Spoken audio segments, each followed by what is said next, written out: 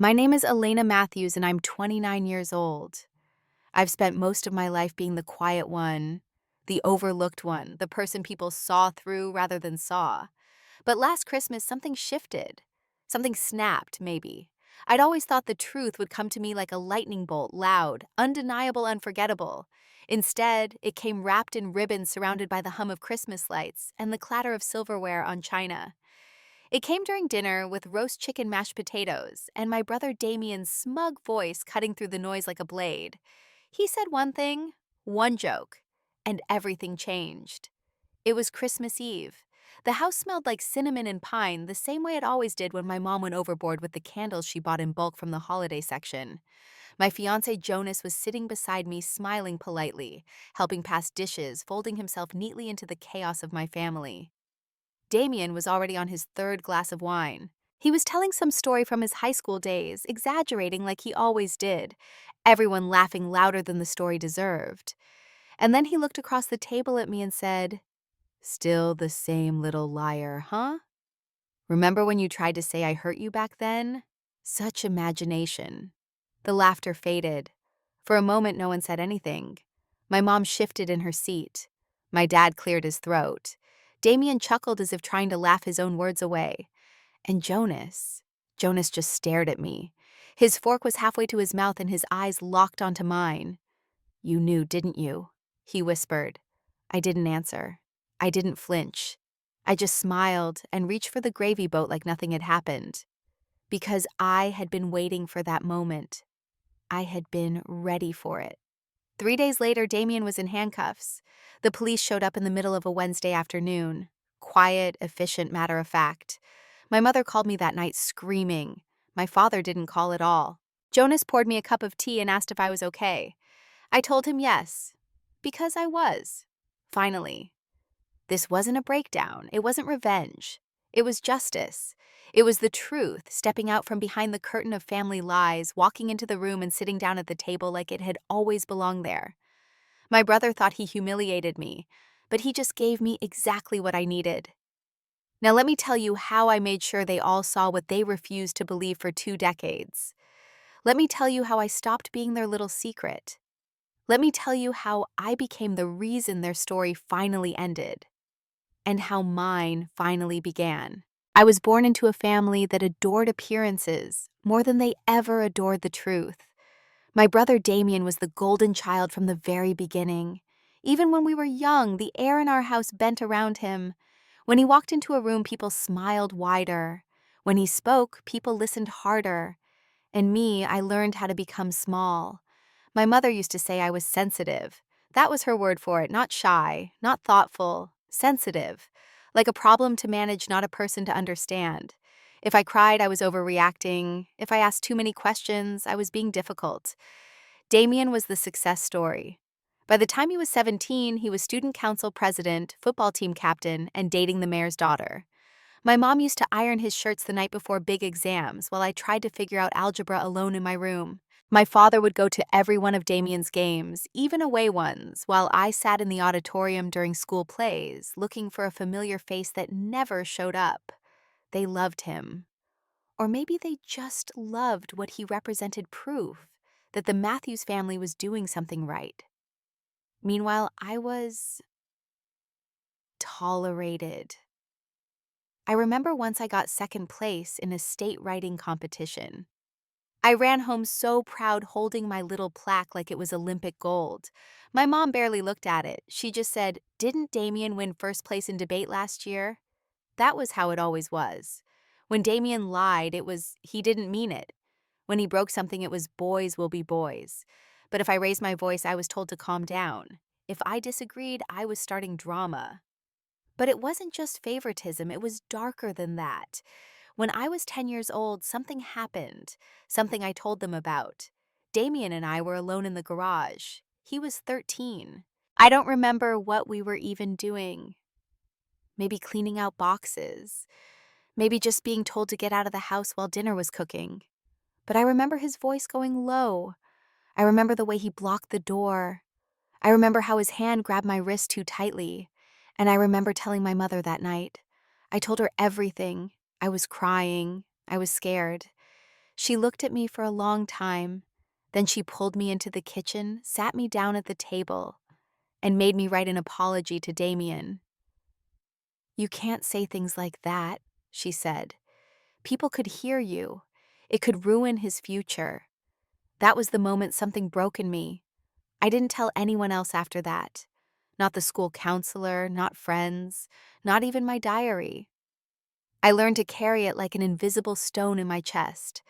I learned to survive around him, to avoid closed doors, to avoid speaking up, to smile through the ache, to laugh when he mocked me, to shrug it off when he called me names, to become invisible in my own family so I wouldn't be a problem again. By high school, I stopped trying. I focused on school, got a part-time job at the library, and dreamed of turning 18 so I could leave. I applied to colleges my parents didn't approve of. They wanted me to stay close. I wanted as far away as possible. I got a scholarship and moved out the moment I graduated. We didn't speak much after that. Birthday texts, maybe the occasional Christmas. My mother would call guilt-tripping me for being so distant. Damien went to law school. My parents went to his graduation, took photos, posted them online. I saw them all. I wasn't invited. When I told my mom I was getting engaged to Jonas, her first reaction wasn't congratulations. It was, "You think he's really ready for someone like you?" That sentence stayed with me. Someone like me, quiet, practical, average. But Jonas didn't see me like they did. He saw everything they ignored. He asked questions. He noticed how I flinched at loud voices, how I couldn't sleep when I visited my parents, how I sometimes stared off into space when Damien's name came up. He didn't push, but he didn't turn away either. One night we were lying in bed, and he whispered, "You know you don't have to protect them anymore, right?"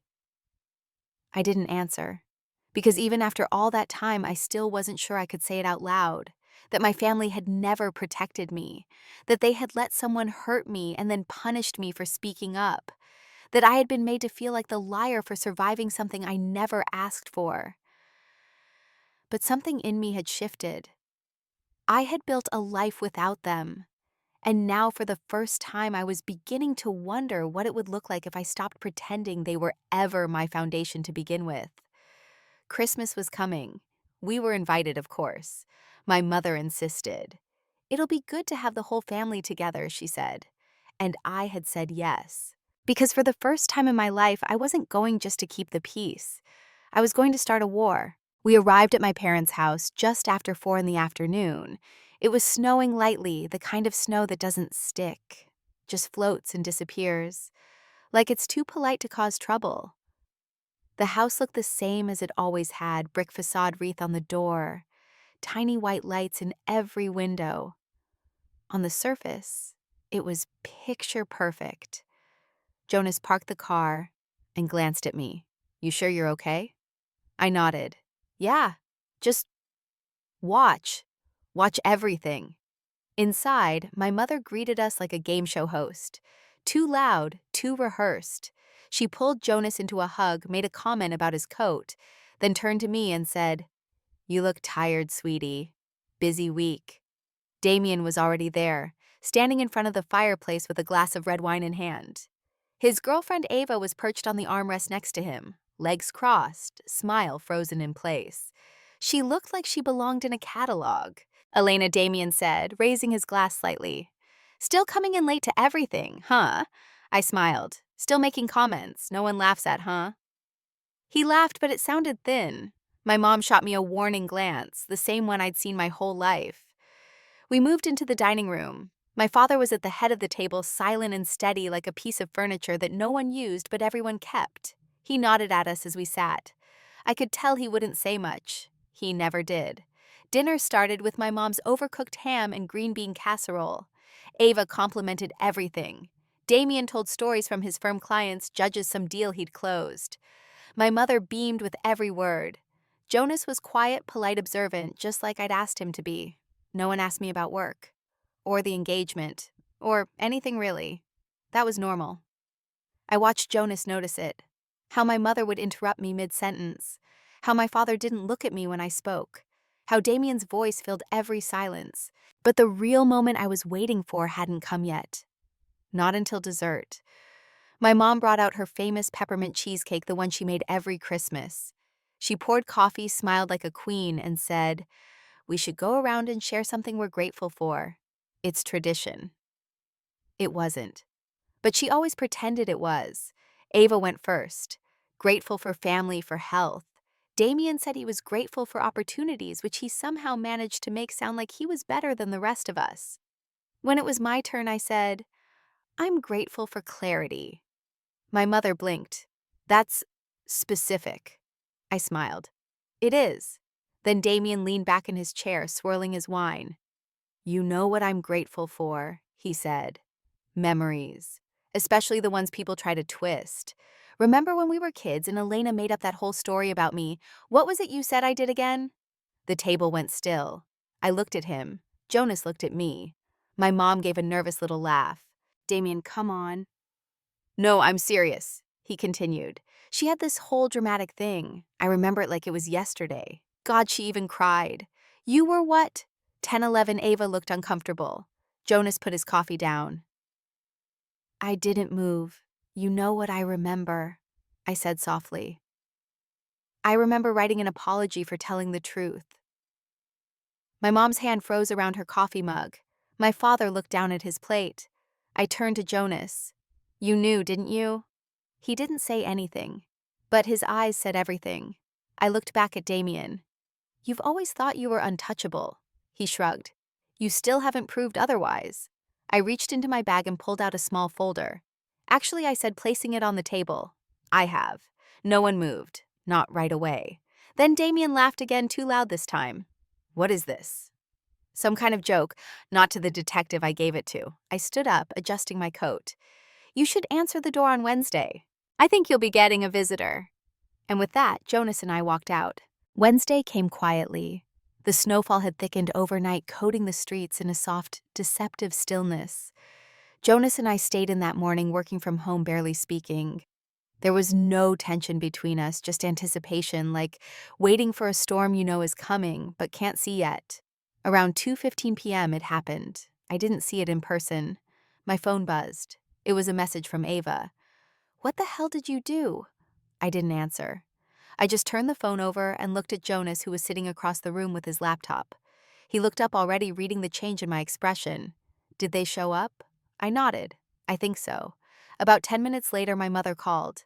I let it go to voicemail. Then Ava called again. Then my father. Finally, Damien. I picked up on the 6th ring. He didn't even say hello. "Are you out of your goddamn mind?" "No," I said. "I'm actually feeling very clear-headed." "They arrested me at work," he hissed. "At my office, in front of my staff. Do you have any idea what you've done?" "I do?" "You're lying. You're lying and you're ruining my life because you're bitter." "I'm not bitter," I said. "But you are going to need a good lawyer." The line went quiet. Then came the threat. "I'll destroy you." That was when Jonas took the phone from my hand and hung up. He didn't give it back. We sat in silence for a while. Then he asked, "Do you regret it?" I didn't answer right away. My heart was pounding, but my hands were steady.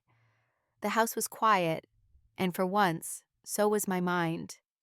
"No," I said finally. "I don't." The next day, the story started circulating. Someone in Damien's office had leaked it, maybe out of shock, maybe out of spite. A partner at the firm had written a statement saying he was being placed on leave pending investigation. There was no name in the press yet, but people knew. By Friday, I got another call, this time from my mother. This time I answered. "Elena," she said. Her voice sounded hoarse. "What did you do?" "You already know. You've destroyed your brother's career, his future." "No," I said calmly. "He did that. I just stopped protecting him." There was a pause. I heard her inhale slowly, like she was trying to gather strength to pivot the conversation. "Why now?" she asked. "After all these years." "Because he admitted it," I said, "in front of witnesses, in front of Jonas, in front of you." He was joking. No, he was reminding me, like he always does. And I was ready this time. "I don't believe this," she said. "He was a child. You both were. And I was a child who came to you for help, and you made me apologize to the person who hurt me. Silence. Then quietly, you don't understand what that would have done to our family, to his future. You're right, I said. I didn't understand. Not then. But I do now. I hung up, because there was nothing left to say. The next week was a blur. I gave a full statement to the detective. They asked questions about the past, what happened when I first told someone why I waited so long. I answered everything. Some of it hurt more than I expected, but most of it felt like breathing after years of holding my lungs still. Jonas was there for all of it. Every meeting, every call. He never asked me to be strong. He just made space for me to be honest. One night after I finished telling the full story again this time, to a young female officer with kind eyes, I broke down. I didn't mean to. I just folded in on myself like paper finally too wet to hold shape. Jonas didn't say anything. He just sat behind me on the couch, pulled me back into him, and held me like he knew I didn't need words. "You're not crazy," he whispered, "and you're not alone." I cried for a long time, maybe for everything I had carried, and maybe for the fact that finally I didn't have to carry it alone. On Friday, I got an email from the prosecutor's office. The investigation had moved forward. Charges were being filed, officially. Sexual assault of a minor, obstruction, intimidation of a witness. It wasn't over, but it had begun. The shame I'd worn like a second skin was starting to peel away. And I realized something. Damien hadn't humiliated me at Christmas. He had exposed himself, and I had given him just enough rope to do it. It didn't start as revenge. Not really. For years I thought I was the problem, that maybe I had imagined it, that maybe I had overreacted.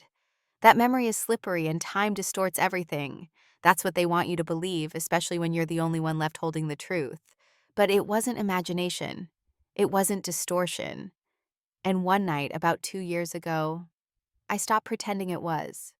It was late. Jonas and I had just moved in together.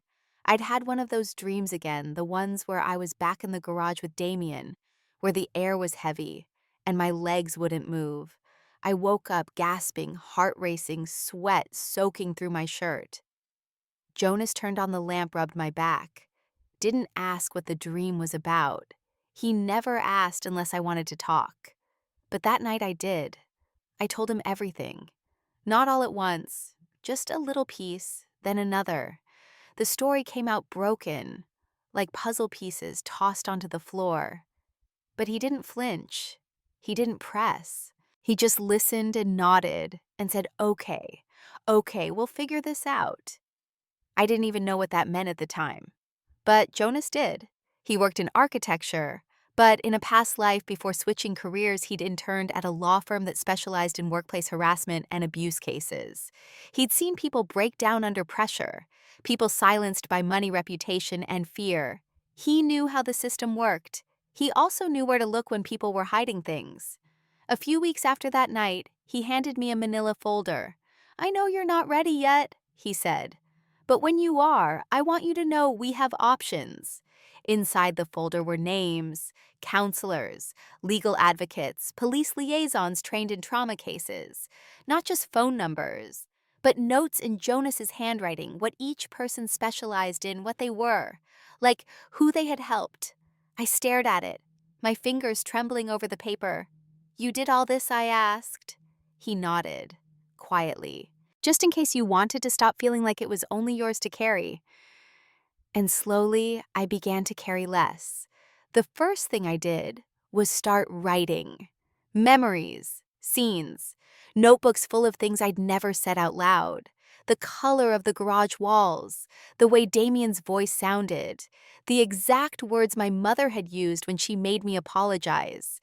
It wasn't therapy, not yet, but it was something, a way to rewire the parts of my brain that had accepted silence as safety.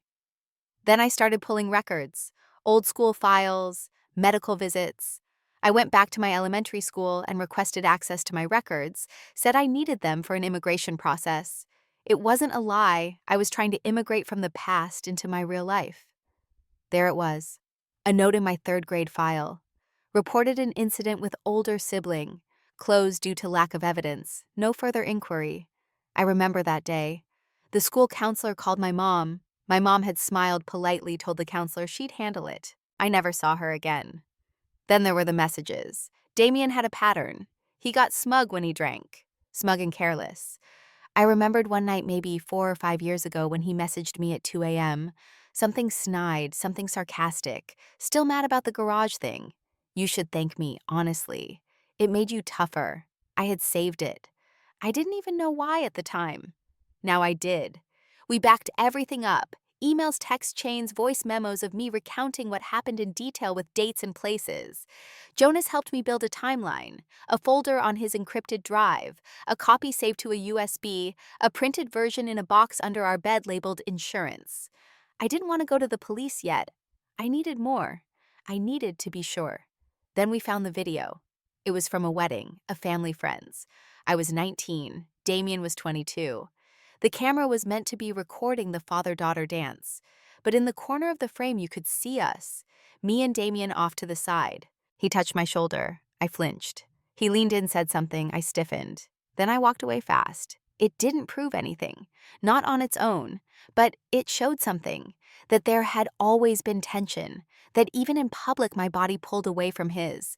When Jonas paused the video and looked at me, I felt something open up in my chest.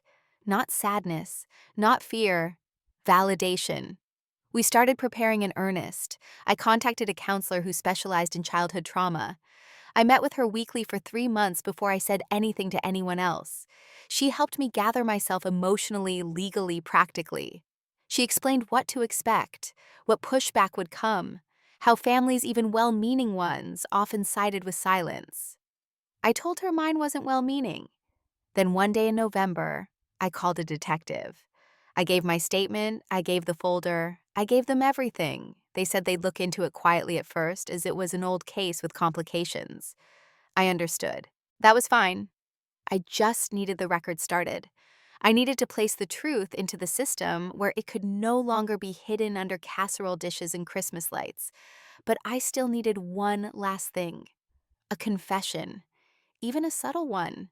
Something they could point to, something they could hear. That's when I decided we'd go to Christmas dinner. Not to be polite, not to keep the peace, but to finish the plan. I didn't know exactly what Damien would say, but I knew his ego. I knew he wouldn't be able to help himself. He would poke. He always did. And this time, he poked the wrong version of me. Because I wasn't a child anymore. I was a woman who had spent years being underestimated. And now, I was done. 3 days after Christmas, Damien's name hit the headlines. It wasn't a dramatic front-page spread, just a quiet piece in the legal section of a local paper attorney, placed on leave amid allegations of historical abuse. No full name yet, no photo. But people in our town knew. Word spreads fast when it's about someone like Damien. The golden boy, the success story, the perfect son. He wasn't answering calls. His firm released a statement saying they were cooperating fully with investigators. And then on the 4th day, everything collapsed.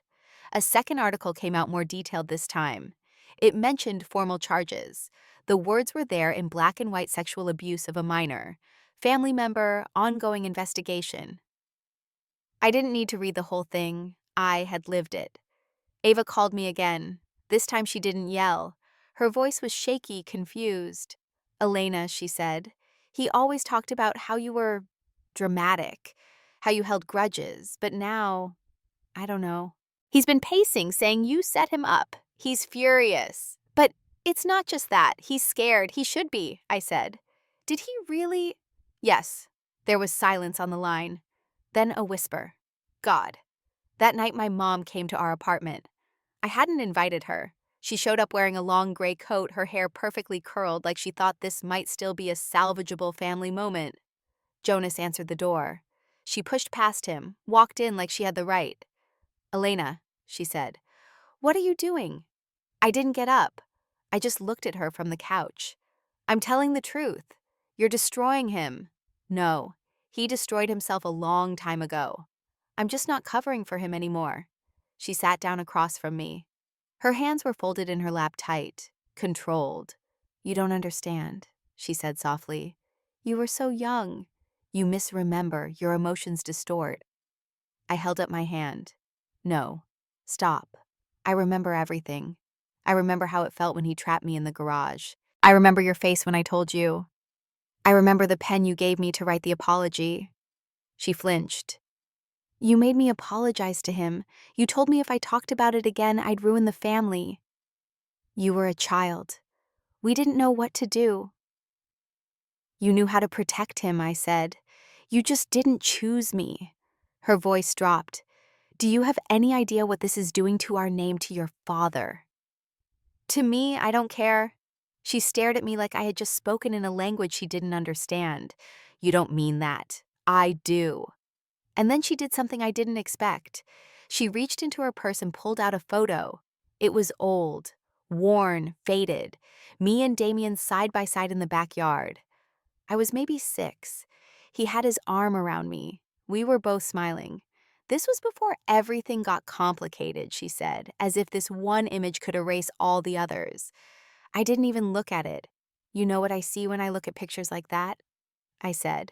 I see the moments you've clung to because they don't make you feel guilty. But they're not real. They're curated. Like everything else in this family. She sat very still. Finally, she said, Your father doesn't know what to do with this. Tell him he can keep doing what he's always done. Nothing. She stood up slowly, smoothing her coat.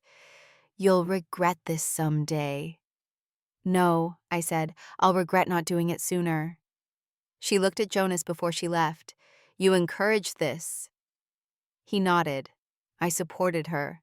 That's what real family does. And then she walked out the door. That was the last time I saw her. Later that week, the police issued an official statement. The charges were being moved forward to trial. Damien had been denied early dismissal. There were whispers of other women coming forward, classmates, an ex-girlfriend from college.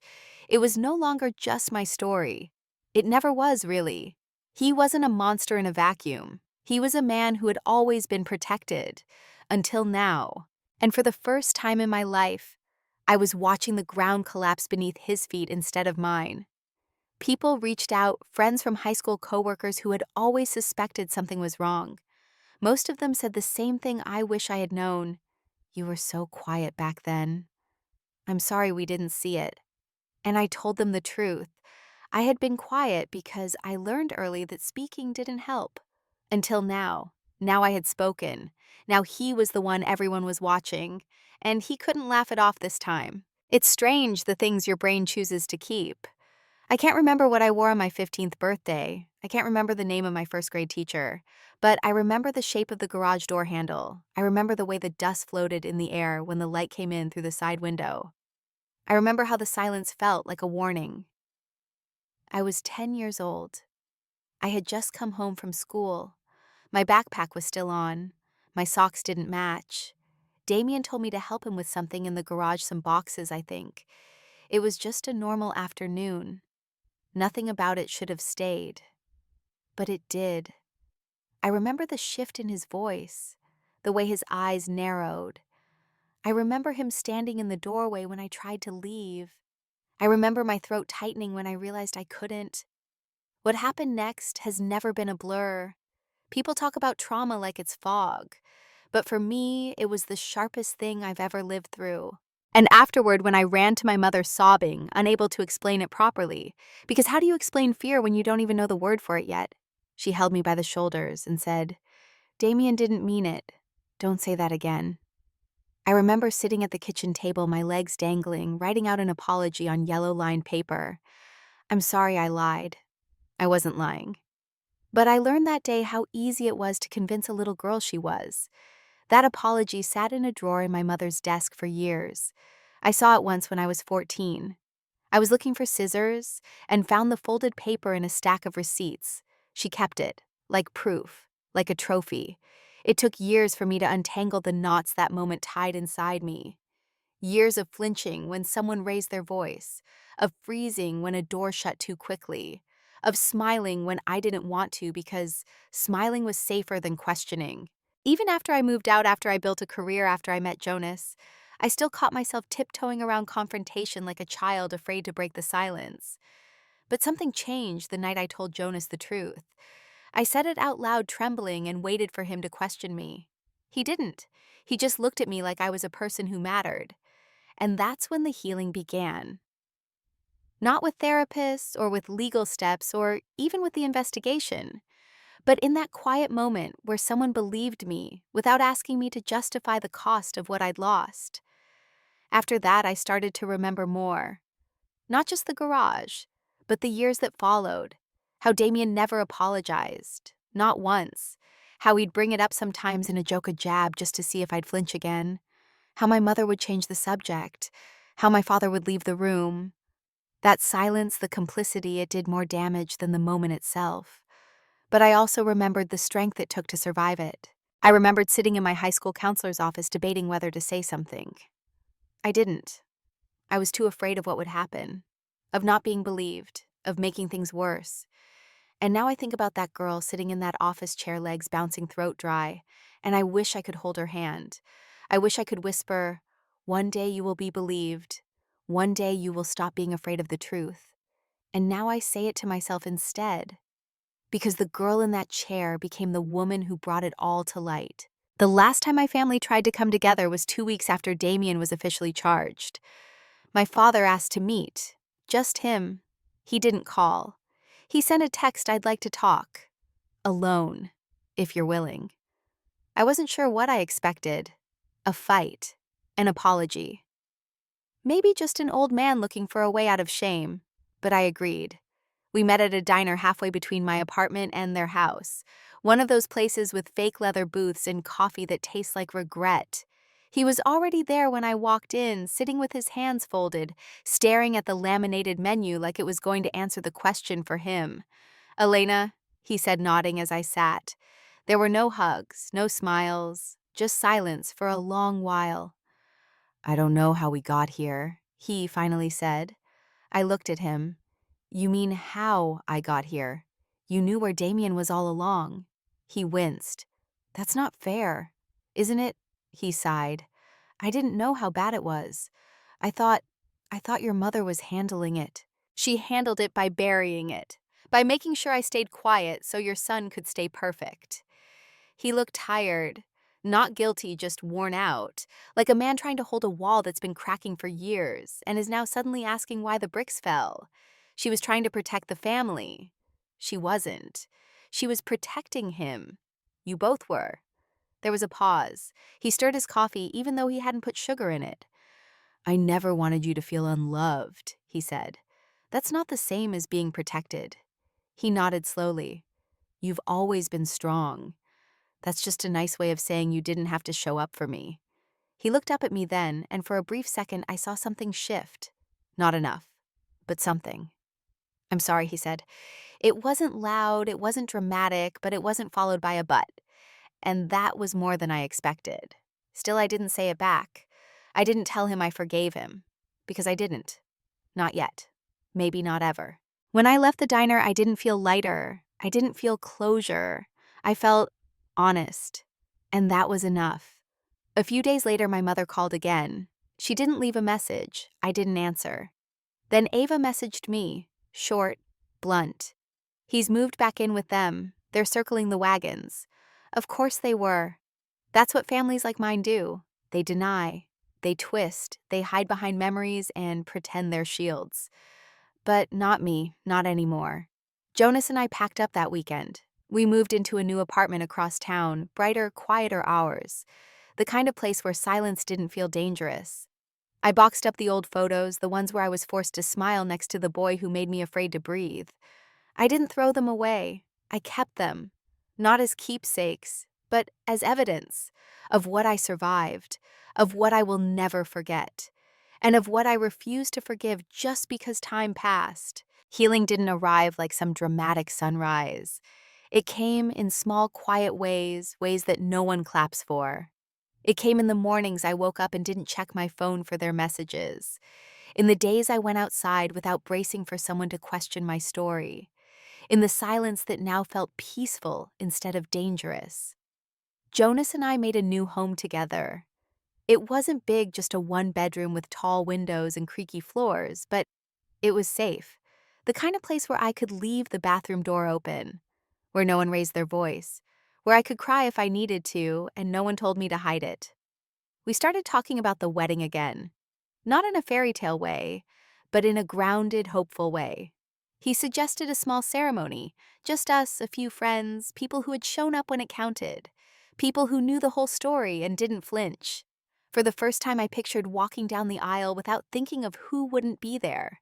I didn't need my parents at the wedding. I didn't need their approval. I didn't need their last-minute apology or their awkward attempt to save face. I had spent enough of my life trying to make them love me the way I deserved. I was done begging. My counselor once told me healing is not about erasing what happened. It's about learning how to live with it and not let it own you. And she was right. I still had bad days. Some mornings I'd wake up with that heavy ache in my chest. Some nights I'd hear a voice in my head that sounded too much like my mother's. Don't say that, don't make things worse. But those moments passed, and in their place came better ones. One day Jonas and I walked past a playground. There was a little girl there, maybe 10 years old, hair in a messy braid, sneakers untied. She was shouting directions to a group of boys building something in the sand. Confident, loud, unapologetic. I watched her for a long moment, my throat tightening. Jonas glanced at me. "What are you thinking? I hope she stays that way," I said. He squeezed my hand. "You did." And maybe he was right. Because the woman I am now, she's not small. She's not quiet out of fear. She's not the kind of person who lets the past define her. She's the kind who looks it in the eye and says, "I'm still here. I'll never get back what was taken from me. My childhood, my sense of safety, the version of myself that trusted easily. But I've built something stronger in its place, and I'm not ashamed of what I had to do to get here." People always talk about forgiveness like it's the destination. Like if you don't get there, you've failed. Like peace only comes once you've handed it out freely, even to the people who never asked for it, even to the ones who don't deserve it. But I've learned something different.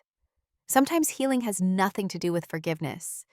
Sometimes healing is standing in your truth and refusing to fold. Sometimes it's not about letting go of the past, but learning how to live beside it without letting it drive. I used to think silence was strength, that if I kept it all inside, I was being brave. Now I know that silence can be another kind of prison, one we decorate with politeness and self-blame until we forget how to speak. Not anymore. I spoke, and in doing so, I became someone I had needed all along. Not for Damien, not for my mother, not even for justice, but for the little girl sitting alone in the garage, afraid, ashamed, and unseen. She deserved someone to fight for her. So I did. And in the process, I discovered something that I want every person who's ever been silenced to know. You do not owe your silence to anyone, not to family, not to tradition, not even to the version of yourself that survived by staying quiet. You can leave the door open. You can tell the truth. You can start again.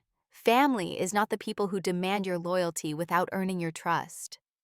Family is the people who stand by you when your voice shakes, the ones who sit with you in the dark and say, "I believe you," even when the world says you're too late, even when it's inconvenient. I don't regret what I did, not the phone call, not the charges, not the silence I broke. If anything, I regret how long I waited. But I know this. When the past comes knocking, you don't have to answer with fear. You can answer with fire, with truth, with the version of yourself that finally said, "This ends with me."